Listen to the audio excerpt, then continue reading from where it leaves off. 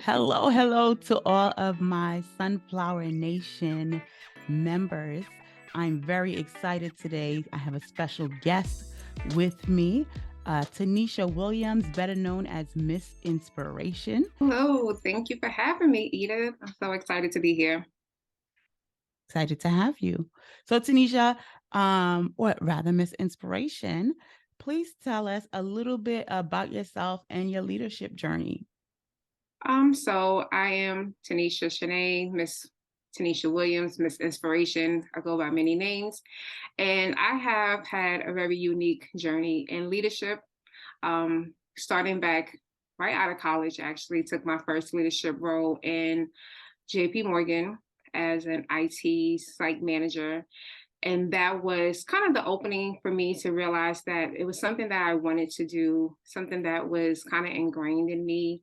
And, I displayed that even through college, being in various organizations and being a president of my class. And I just kind of transitioned into that, into my professional career. I did go through a journey after the first recession of 2008, 2009, when I was let go due to a downsizing in the organization itself and my department, and kind of just took the what I call like the narrow or the average route. I was trying to figure out and discover who I was, and I ended up in education, higher education, precisely in 2010. And I really didn't know where that was going to take me. I started as an adjunct, and I took my first full-time opportunity with a trade program and became an academic advisor and a mentor to new faculty members. And I realized that was something I really enjoyed doing. And that was one thing that I wanted to do in addition to teaching. And I continue to do that in various capacities in different organizations. I stepped away from higher education in 2014, and I went back into the school system as a director of operations for an independent charter school, and realized that that was not what I wanted to do.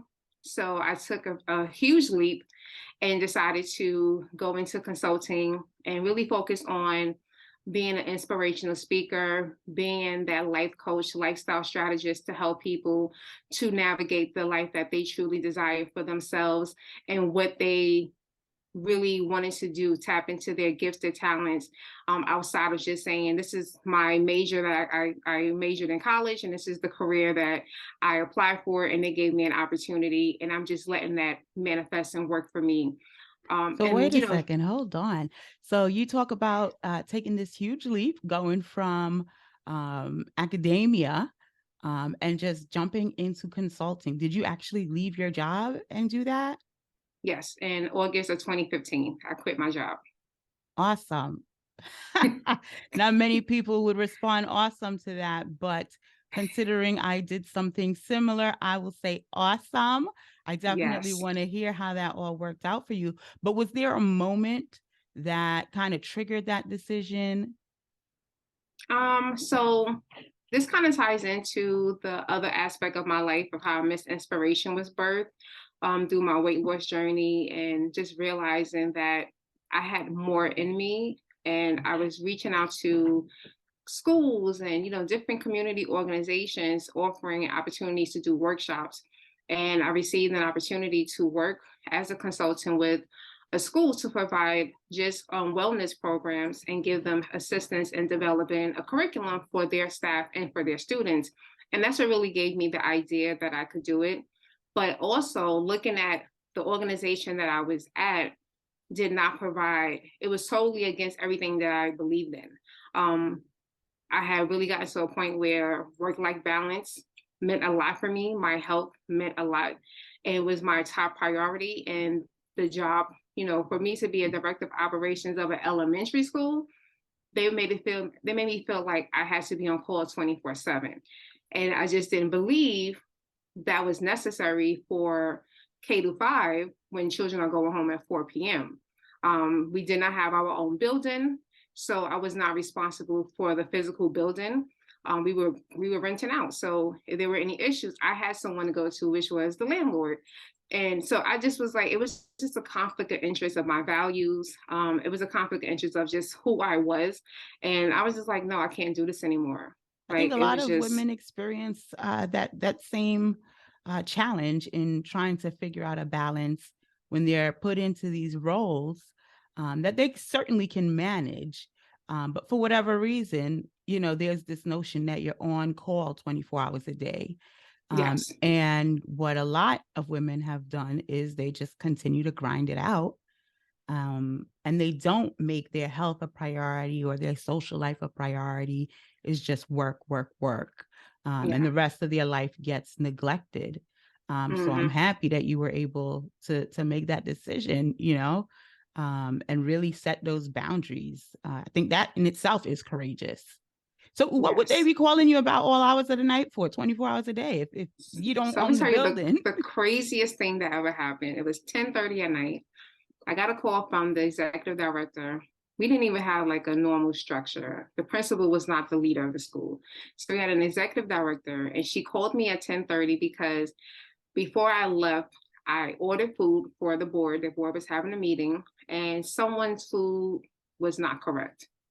So she called me and told me that I needed to apologize to said board member because their food was not correct. And I was like, well, I don't own the restaurant. Like we can call the restaurant tomorrow, but 10:30 at night. And I remember just snapping. And I said, well, you could have gave them one of your oxtails because you had me order you too. And she was like, I can't believe you just said that. And I said, you have a good night. And I hung up the phone. And the next morning she was just like, you hung up the phone on me. And I said, and you called me at 10:30 at night when I was in bed to complain about food that I had no control over. Right. So that was when I just started to realize I always have a saying, I don't do well with nonsense. And that was just one of the most insane things that I ever had an employer call me about. That it was just like, we really could have had this conversation at 10:30 a.m. the next morning when I could have a chance to call the restaurant to rectify and maybe get a refund for something. But to call me and say that I owed an apology, I just didn't understand. And that was just kind of like the driving force for me to just say, okay, get your ducks in a row, figure out a plan, and you got to get out of there. Good for you. Good for you. Yeah, I totally agree. 10:30, was the meeting still going on at 10:30? Were you supposed No, to run out and and she was in and her bring the car food going home. over? Exactly. I'm like, ma'am. Yeah, I hear about those crazy things. I certainly have experienced them myself. So continue your journey. So you leave this position, you take this leap of faith. You start consulting with one particular school. So did you have a contract with that school? I had a short-term contract with them. I think it was 3 months. Just to kind of give the faculty and staff some guidance. And then that's when I really took coaching serious and I started to work with my high ticket clients and really providing them that lifestyle coaching that they needed, not to like quit their job, but so many women primarily that I worked with didn't have the confidence to even apply for the positions that they're qualified for.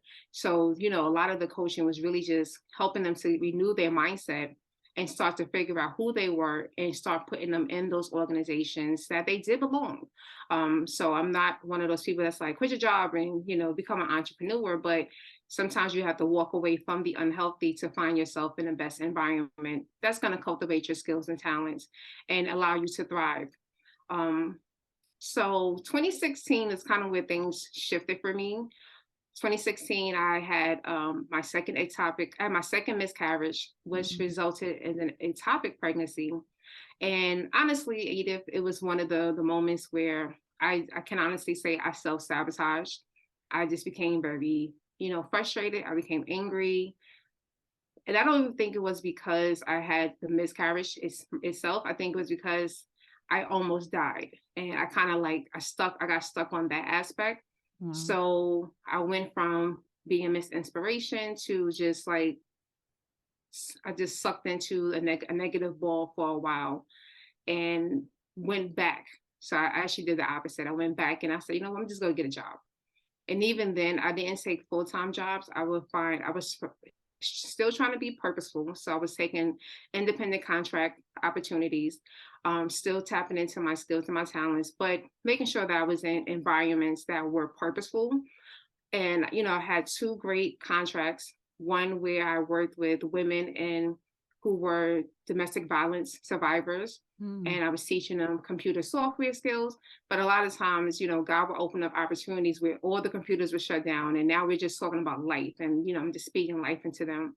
And then I had an opportunity to work with middle school and high school students in an after school program called Project Superstar. And I really love that because I was able to speak purpose into, a seventh grader who might have had a teacher tell them all day that they're dumb, that they're stupid.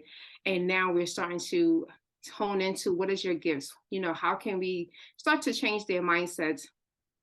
And I really enjoyed that. That was like a really turning point for me where it was like, yes, I'm still working for someone else, but now I'm really just still using my gifts. And God just allowed me to go through that journey for other reasons that to help me get closer to him, allow him to show up in my life, and then to allow myself to kind of heal, without putting so much pressure on myself, being that person in the spotlight. And, just kind of went through that process where I ended up back. I did take another full-time job, and I won't say it was a mistake.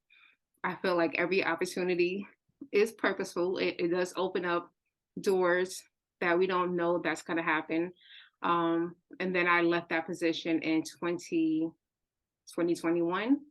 And I now do consulting work with, I work with the college, but I work with them fully as a contractor.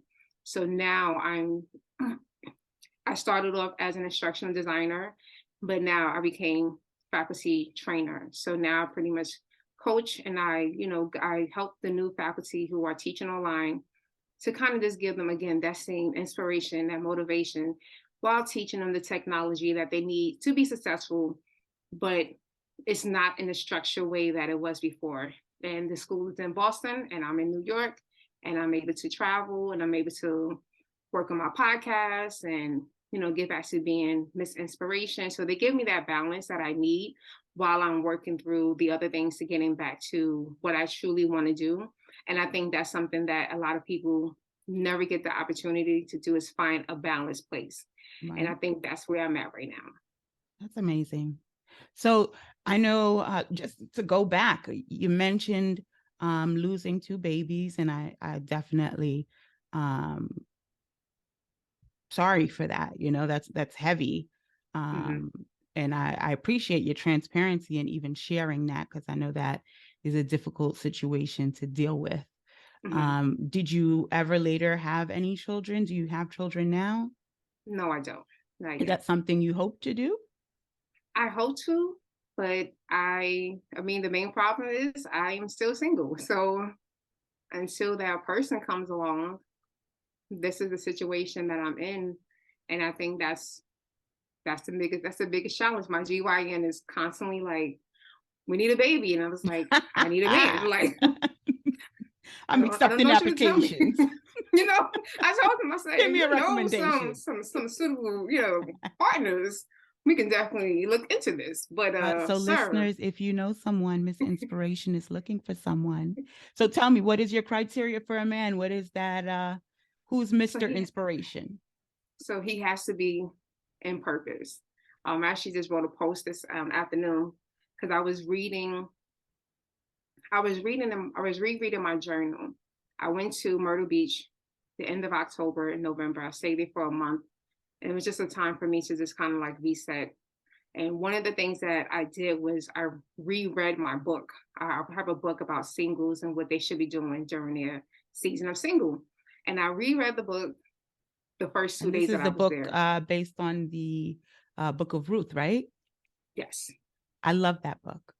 Thank you. I really love that book. It has kind of helped me with pushing the BS out of life, right? Love Knowing it. what you want, have setting expectations for yourself. So that book definitely helped me. And I was part of a singles group at one point, and I did bring it up, like, let's have a group read of this book, because It was good. Tell us the name of the book. We want to make sure that listeners are able to look it up and purchase Yes. if they're interested. Um, it is called Dear Single in Love: 8 Principles for the Woman Waiting for Her God Ordained Purpose Mate. So yes, Bye. thank you.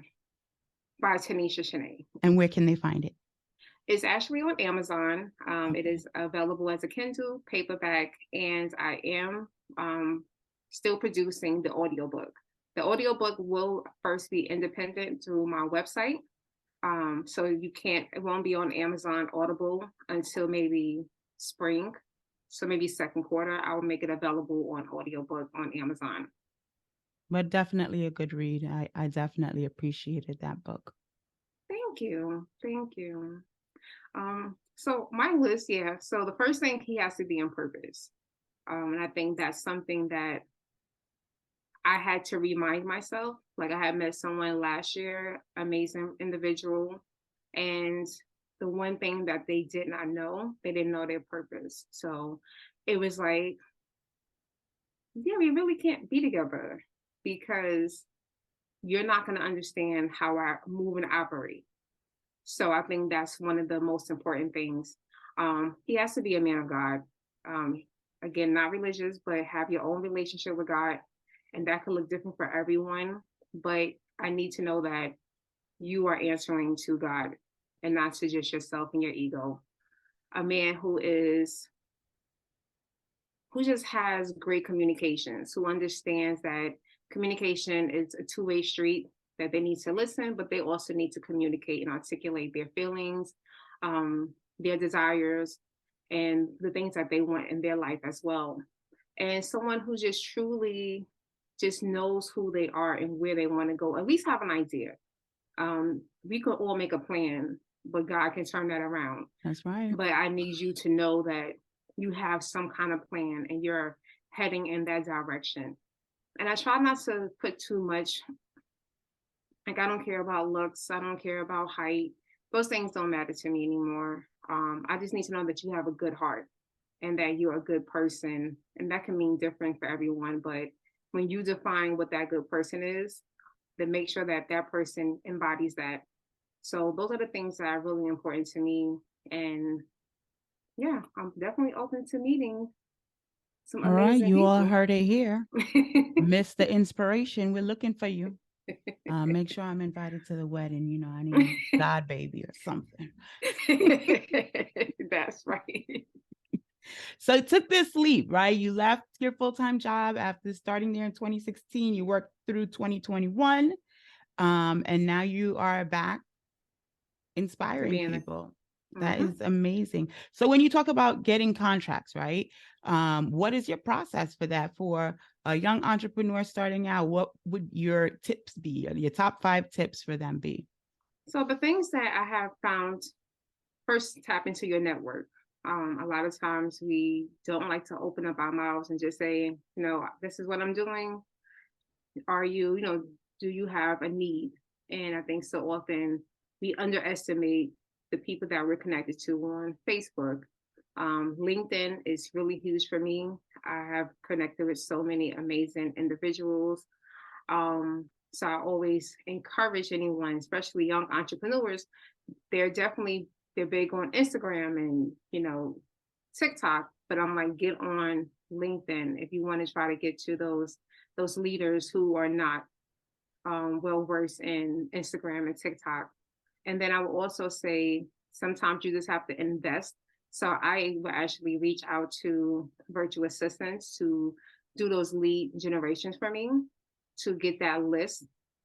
And sometimes it's like $30 where someone like, I need a list of 50 schools and here's a particular state or city, and they'll do that dirty work for you. And then you just kind of just put together those proposals and, put together, like I had worked with a coach back in 2020. So I'm just kind of revisiting everything that all those gems that he gave me that worked. And I'm now going back into that process because I do want to travel. And if I can do both at the same time, 10 times better. Definitely, definitely. And so you talked about using a virtual assistant. It's interesting because I talked to a lot of people especially people who are starting new organizations. They feel like they have to do everything from the ground up by themselves. And I love the idea of, outsourcing certain things. Like if you're not an expert at editing a podcast, don't Exactly. spend, 10 hours editing a 10-minute podcast. Uh, when somebody else can do it for you, for minimal cost and Hmm. get it done a lot sooner for you and probably better quality. Yes. So I definitely support that idea of outsourcing. And, a lot of times you're helping somebody else out as well. So tell me about the struggle, right? I know definitely as an entrepreneur, we go through ups and downs and ups and downs. And sometimes you get a really big contract and it's like, woo! And then it's like, I didn't order this on the menu and it's on my receipt. Can you take that off, that Hmm. $2? So you tell me know, about your struggle. Like what was the process for you? so I think the struggle, one of the things that, and I actually spoke to my therapist about this not too long ago, is the fear of success. And that was, and when I say that, I don't mean like so I have realized I have two categories of success. I have the route of Tanisha Williams. I can go apply for a job and I can be successful. Will I be happy? That's the difference. But then the side of knowing that you have something unique within you that only God gave you, and He's like, I need you to use this, and I need you to go out there. You don't know how that looks. Like He gives you one thing. It frustrates me because you see the big picture. Like you get that big vision. You're like, I'm gonna be on a stage with 50,000 people in the audience, and your first contract is 5 people, and you're like, we're missing a whole bunch of individuals. How do we get the other 49,995? So you have to like realize like first get off the fence. That's the biggest struggle is getting off the fence. And that's why I've always been using that theory because I'm like, I literally look at myself as sitting on the fence. And on one side is the life that I can make things happen myself. And then the other side is the life that I have no control over at all. But I know that I strongly feel like that's where I'm supposed to go. But you're navigating literally blinds because you don't know. You're just hearing things, just sensing things. You have an idea, and it's like trial and error. Better known So as faith, right? 10,000% faith, and it's like, want me to do what? I got to do this. I gotta call who? Like, why am I reaching out to these people? I don't know them. They don't know me. And sometimes you just really, really have to just have that level of faith and just understanding that it's gonna be 10 times better than you ever imagined. But getting there is gonna be the struggle of just choosing the sides. And 9 times out of 10, we have family and friends who don't believe in that they don't have that same level of faith. So when you're speaking, I'm actually working on something now, and I don't know what the title's going to be, but it's like get up from the table. Right now, a lot of us are sitting at a table with individuals that we love. They love us. We would die for them. But when you start speaking the life that you're seeing, they're going to think that you're crazy. Mm-hmm. When I quit my job, that was the first time someone very close to me called me stupid. And I know I'm not stupid, but they just could not. Like, you can't quit your job. How are you going to pay your mortgage? I don't know. But I know staying here is going to most likely kill me or I'm going to end up with a case. So you got to kind of like choose. I'm going to lose the mortgage either way. So I think that's something that people have to get to that comfortable space of saying, I'm okay with standing by myself. That's one of the largest struggles is that you have to stand by yourself for a while until you meet those individuals because the people that you are constantly speaking to, they don't understand it. It's interesting So, because people say it's lonely at the top, right? oh, it's very lonely. It's very lonely. I've been in leadership positions and have really actually lost friends, dear friends behind it, where I'm like, wow, like you're not happy for me? Like I just got a promotion and you're not happy for me? The same people you used to sit and have lunch with all of a sudden you're their supervisor and it's like, no, we don't want to sit with you anymore. You're the boss. So it's Yeah. lonely at the top. And it's also lonely when you're trying to take that leap of faith, Hmm. trust in God and in the vision that you have for yourself. And it's Yeah. scary, because the same way you say, tap into your network, and you want to ask people to help you. But then sometimes you're afraid to ask for that help because you don't know if they're going to be supportive. You don't know if they're going to say, you can't do that. And Hmm. that's something that I definitely have experienced. And it really hurts your feelings Yes. where, the people that you would think would stand up and be your cheerleaders, that's not always the case. No. So how do you deal with that? How did you deal with that? I think I had to learn to stop speaking to certain people. Like I literally went 2017. Like I kind of was like in a bubble by myself because it just became so frustrating that these are people that they believe in you. If you were to go the other route, they'll be there all day, cheerleading. Oh yes. But now when you start taking that other path, so I became comfortable with being alone, and I started to seek out other like minds.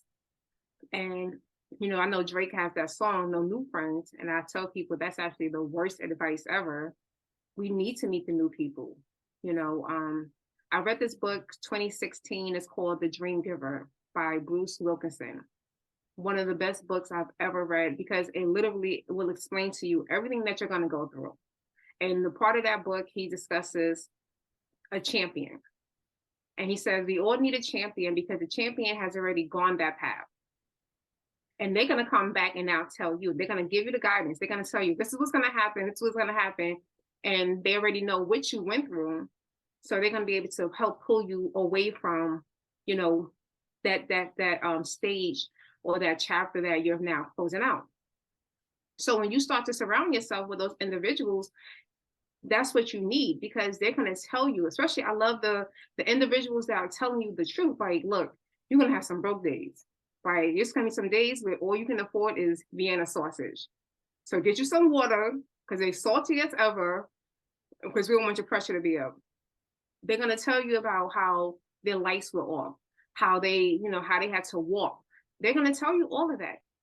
The people that don't know that and are staying in their comfort zone, they're going to make fun of you. Well, remember you had a car, now you got to walk. Is it worth it? It is because if I'm going to have to walk for a couple of miles, that's going to get me to a destination where I can get the car of my dreams and have the life of my dreams. I'd rather walk. So you need that new environment that's going to encourage you, and you have to just find any way to possibly to be there. And sometimes it's gonna cost you money. You may have to pay to be in those spaces, right? Or you just have to find any possible, like if they go live, you get in that live and you sit and you soak up all of that. And then when you get off that live, you don't go listen to something else. You don't go talk to the people that that don't believe. You sit there and you go to get into the action plan. Whatever they just told you, whatever gems they just spit, you go and write that, journal about that, because you want that to kind of stay with you because you know that's where you're headed. So I think that's one of the I found that to be helpful for me. And now when I have those moments of doubt, I know who to call. I know the top three people that have been on that journey and I can Mm. call them. And then when they don't answer or they're too busy, I know where else I can go to pour into me. That's going to get me back to that mindset. And, that's something, and it's not going to be the people that I grew up with. And I'm okay with that now. All right. So tell me, was there ever a point where you felt like, you know what, I can't do this anymore. I'm going to quit Absolutely. I every probably day, have right? that. I have that conversation quite often. I think we Um, all do. but like I said, 2016 was definitely a major part of it. Um, because I think the first time that I felt that way was like a week after I had the pregnant, I had the ectopic pregnancy, and I remember going to my follow up appointment after the surgery, And they were like, you can't work out for 6 months. And I was like, what? I mean, 6 weeks. 6 weeks sound like 6 months to me. And I think about it now. I'm like, girl, it was only 6 weeks. But at that time, I was training my clients. I used to work out two times a day. Before work, after work, like I just had loved working out. So when you're telling someone that makes their money from personal training at that time that they can't work out for 6 weeks, it can really set them back. And it set Right. me back. Then the second time was like when everything was just like crashing. I almost lost my place. No one would hire me. Because like again, I know I can get a job. So I'm like, let me go get a job. And that wasn't working. And then sometimes I was not getting contact back for opportunities to do workshops. No coaching clients were not signing up. And you're kind of just like in that dry zone. And that's when you really gotta just sit with God and be like, dude, I don't want to do this anymore. And I remember saying to him, like, I don't want to be Miss Inspiration anymore. Like, I give up. I give it back to you. I'm gonna just go back to just being regular Tanisha. And it was just like, no. And every time I would try to do that, literally I would get an email from someone that read my article from one of the publications. Like I still have my first email from when I started my journey in 2012. And I was just like, why are you sending me an email? Like, who's still reading the email, an article from 2013, 2014, and 2017? But I knew he was sending those individuals to let me know, like, you can't go Right. nowhere. And it's not even about the weight loss anymore. By that time, I realized it wasn't about the weight loss. It was bigger than that. So these people were reaching out, and I'm like, I don't know what to do. Like, I know I have something more. And I'm like, it's called purpose. And I'm like, I have an attitude about this. I'm like, I'm talking to you. And they're like, well, how much? How much for what? Even though I need the money, but I'm like, I didn't want the money from that anymore. Cause I was just like, I'm gonna close this chapter of my life. And God was like, we're not doing that. So you do have those moments where you do want to just give up. And then I would say every time that I have ever taken a full-time job, that was when I wanted that life back because it was like, this ain't it either. Like, Mm-hmm. my sister, we recently had a conversation at the end of the year, end of 2022. And I had an opportunity, full-time opportunity at a college to be a director. And, you know, the flesh side is like, 6 figures, you're going to be a director, you're going to be a leader in the college. And she was like, that's not what you want to do. That goes against everything that your lifestyle talks about. She was like, you just came from a month of being in Myrtle Beach. How is that going to work out with your lifestyle? And I'm like, but I appreciated that because she could have said everything else. Yeah, you'll be a fool not to take it. She was like, you're going to take this job and within 3 months, you're going to hate it. And not Right. that you hate it because you don't like the work. You know that what you're supposed to do is bigger than that.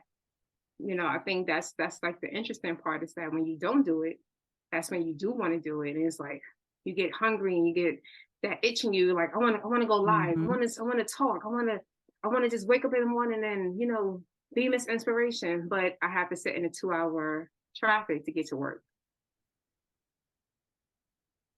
So tell me about this. Tell me about, did you have some pivotal person or somebody who really inspired you to go into this work?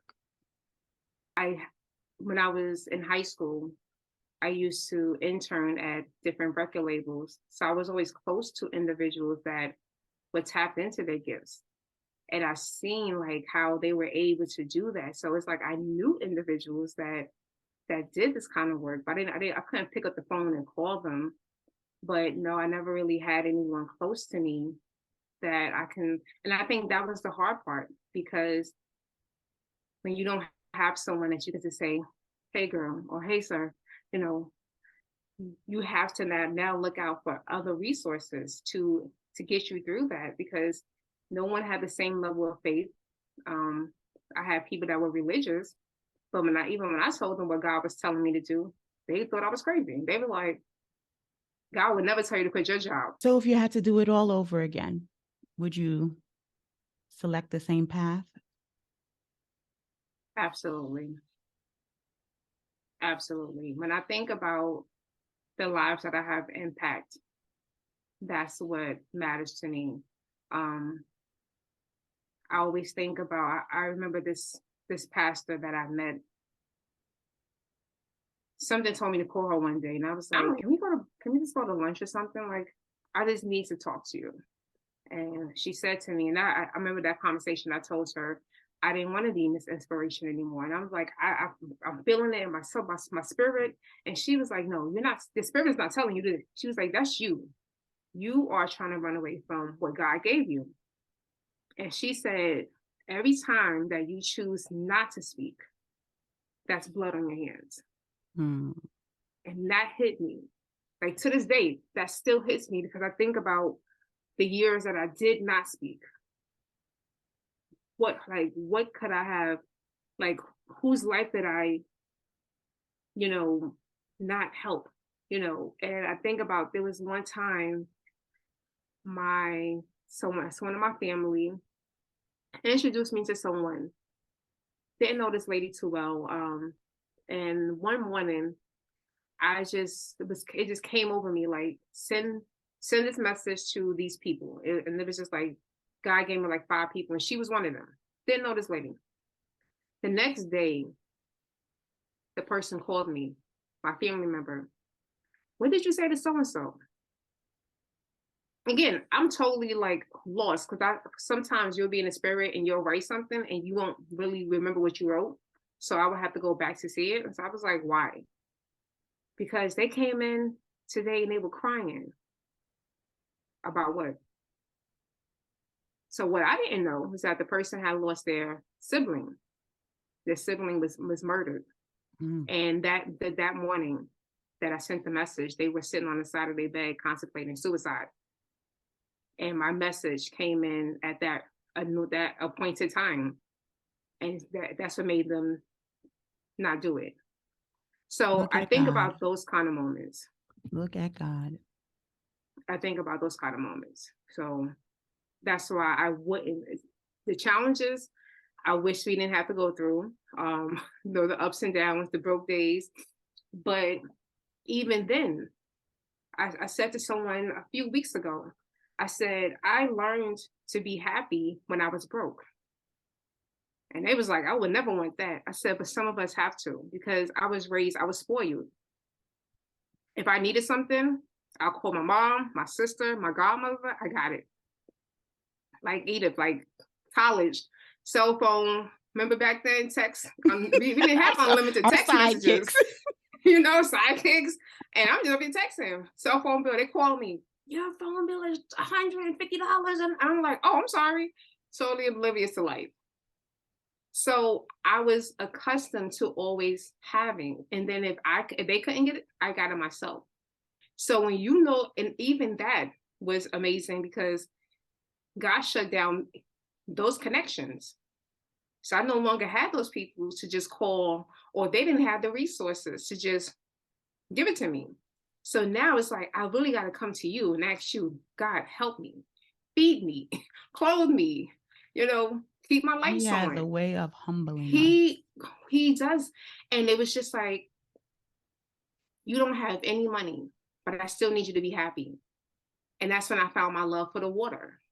So I would take the bus, take the train down to the Brooklyn Promenade, and I would just sit there for hours. I'll go sit in Starbucks, get my refills, right? So people are like, oh, Starbucks so expensive. Get that one cup, you sit there, and you get that refill for free. So it I was didn't just like, even I was know just, about that. You all, come Sunflower on now, Nation, y'all hear see? this? Get the Starbucks go, refills.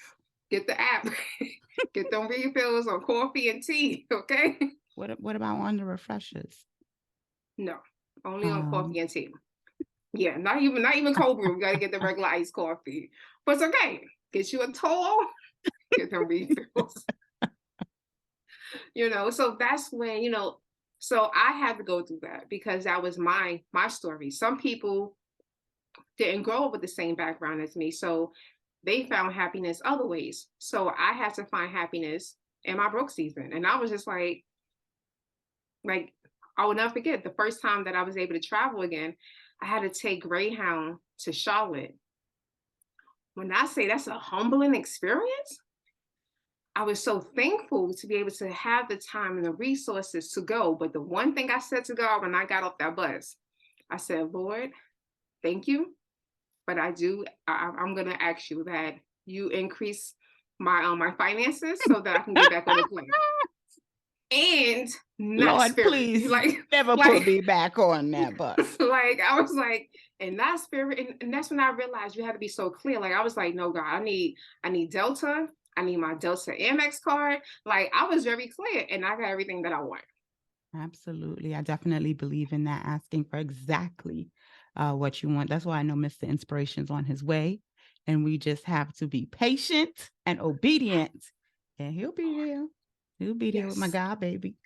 that's it. Through your journey, we all experience different hardships. Particularly, I also come from higher education, and so I know um, kind of the politics involved in that. Mhm. And in leadership, in higher education is male dominated, as well as in consulting is a male Yes. dominated industry. Can you tell us about any experience where you feel like you were passed over for a male or for someone else, or because of your race or gender, either one, and how you overcame that? How did you address that? Did you address that? So I think once you asked that question, I think I thought about the very first time that I became a manager. I had to fight like tooth and nails at JP Morgan. When I started, I literally walked into a department where they fired the entire previous team and then hired like a new batch of people. So there was no cross training. We didn't even know what was going on. And I remember just like going around trying to figure out, who used to work in this department, getting some answers. And I basically rebuilt that department. So I started off as a IT consultant, as just a regular backup operator. And when the opportunity came for a site manager, they were like, no. And I remember I was like, what? I was like, I rebuilt this department. They didn't know anything. Like the senior vice presidents, they didn't know anything because they were mostly like in Long Island or Chicago. And they were like, well, you're too young. That was the Hmm. first time that I was ever discriminated against because of my age, Ageism. and I'm like, ageism. And I'm like, and they're like, well, you're only 21 because I finished college at 20. So I was like 21 years old. And they were like, you're too young. And I was like, what does that have to do with anything? And I remember I had to do like a whole presentation to all men. And these were men in their 50s. And they're looking at a 21-year-old advocating for herself, like, no. Because I told them, I said, if you hire someone, I'm quitting. I said, and everything that I built, that I created is coming with me. They got a choice. And they gave me my position. So I've learned very early to speak up for myself. It's very rare that I kind of let those politics, and that's why I typically end up leaving, because you'll figure out sooner or later that some people, they're just not going to budge, and that's Right. cool. But you have to know your boundaries. You have to know what you stand for, and that's why I tell any woman, any person, know your values. When you know your values, it's going to make it so much easier for you to make a decision that you can stand 10 toes down on. You could be like, Mm. look, I'm out. And people are not going to expect that, because they're gonna expect you to always fold. And there's certain times to be flexible, but there's gonna be times where they're gonna do that because, as I like to say, they're gonna play in your face. And if they're gonna play in your face, you gotta sit here and be like, all right, cool. Checkmate. Here's my resignation Mm. letter. And I'll play no games with that now. And I'll be like, have a nice day. Thank you. Thank you for the opportunity. Appreciate it, but not anymore. Right. All right. So one of the things that you and I both have in common, we went to the same college for undergrad. And I don't know, when I connect with other graduates, other alum, I feel this same spirit of courage that comes through. How much of that boldness that you possess do you attribute to your experience at that institution? I think a lot of it came from that. I think because I think being in a 99%, because I think I maybe have one or two classes that had a male in it. But I think being in that environment where it was just majority women, they were building our confidence, they was helping us to fight for ourselves. That really played a major role. And having the opportunity to be a leader in so many, communities on campus definitely prepared me for a lot of the obstacles that I have faced since graduating. So I think it plays a huge part in, the development of who I am today. I totally agree with that. You know, a lot of times I reflect and I'm like, where did I get this spirit of like courage and outspokenness from? This is definitely not from my mother. Because she looks Yeah. at me sometimes and she's like, you Where did you get that from? courage. I'm like, yeah, I did. And I meant it. So Because I it's do like think, I remember like one time having one professor tell me like, no, like you have to get like I'm giving you a B+. And I was like, no. And I went and I challenged her. And I was like, you're going to at least give me an A-, ma'am. And we went back and forth and we advocated and I had my advisor there and I got my A-. but you know what Yeah. I'll say is that was encouraged, you know, at a Yes. lot of institutions now. It's like, oh, the kids are bothering us, you know, but that was encouraged, you know, that Mm-hmm. critical thinking, that self advocacy, that was Yes. encouraged. And I think, you know, like you mentioned, we came from basically a single sex institution. And I think that's a big thing that single sex education does is that it focuses you in a way where your sole focus is your academics, right? And Mm-hmm. so the distractions of the opposite sex are not around. And so because Mm-hmm. you're so focused on the academics and because you have you're not really being stifled by the opposite sex or feel like you're in competition with them, you know, it Mm-hmm. becomes like this uplifting environment that you're in, Yes. you know, where you know I'm having as a motivational speaker myself, Sunflower Nation, I have no hesitation with having Miss Inspiration on my show because Mm-hmm. again, there's enough for all of us, right? We That's can it. all sit at this table together, and I love that because Yeah. so often it's like, oh no, I can't, you know, have this person on, or I can't talk to this person because we're competing. No, we're not competing. There's no Yeah. competition because if I get a hookup, that means you got the hookup. And I would assume if you got a hookup, that I got that same hookup. So I That's definitely it. appreciate that. I'm going Yeah. to ask you to leave us with a couple of tips, advice for emerging female leaders. Um, Focus on your purpose. Do everything with purpose. You can find a job, a career that's going to align, that's going to allow you to be that individual, and don't shy away from it. When we shy away from that, we're walking away from our true, authentic self. And when you show up in these organizations, whether as an employee, a consultant, you show up authentically as you, and people are going to resonate with that. But I will tell you, some people are going to fear that. But you have to know how to, exude that and say, like I know who I am. Practice your confidence. If you're not confident today, get you some affirmations, journal, find you that tribe that's going to pour into you so that you would know who exactly you are. And I think was it Rihanna that said, like, just show up, like, act like you got it all together. Some people may not even ever know that, that Walk there into was the days. room and act Yeah, like you belong there. Own that absolutely. room. Absolutely. And that's what we have to do. No one, one thing I appreciated in my journey was that a lot of people didn't know the challenges that I was going through. I never led with that. I always started just inspiring. And then when people started to find out, like, wait, you was about to be homeless and you was online, you never asked for, GoFundMe. You never, because I understood that wasn't the purpose. The purpose was to give you those encouraging words and pour into you, and you return that in some other way, whether you bought a book, you purchase a coaching call with me, or a course. That was how that exchange happened. And just don't be afraid. Don't be afraid to try something new. If you have the vision for it, that means that God intended to give that to you, and that was given to you on purpose. But keep trying.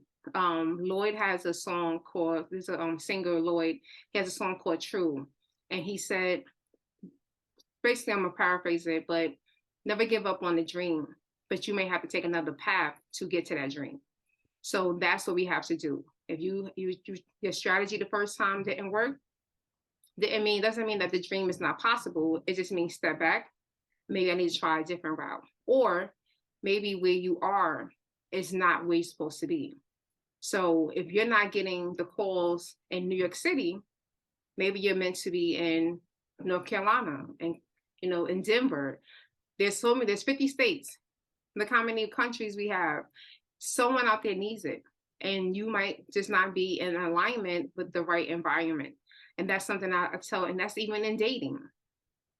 So sometimes we get stuck in, like, I'm from Brooklyn, and we want the person from Brooklyn. He might not be from Brooklyn. He might be from the Bronx. You may have that long distance. How about Jersey? I could do Jersey. All right. I could do. I'm open. I'm open. I'm not against. I am not against. Miss Inspiration is willing to travel for the love of her life, as long as he comes with purpose. As long as he comes with purpose, and I need you to drive. So we're not doing this. I'm burning up, putting all these miles in my car. So Miss Inspiration, I thank you so much for this. This was great. It was great connecting with you. Great seeing you. The sunflower seeds that you poured out on my listeners today was amazing. I know they will grow from it. I definitely am taking lots of it. I even took some notes as you were speaking, and I'm going to take your advice. I'm not going to go do anything. I am going to reflect and put these pearls that you've given me into action. So Absolutely. Thank you again so much for being part of our program today. And we definitely, when you have that next book ready, please come back and tell us about it. Absolutely. Thank you so much. And to the Sunflower Nation, keep going out there and chasing after your dreams. Thank you. Thank you. May your heart be filled with the brightest of sunflowers, even on the cloudiest of days. This is Dr. Edith C. Banks with the Sunflower Nation, sending you love and positive vibes.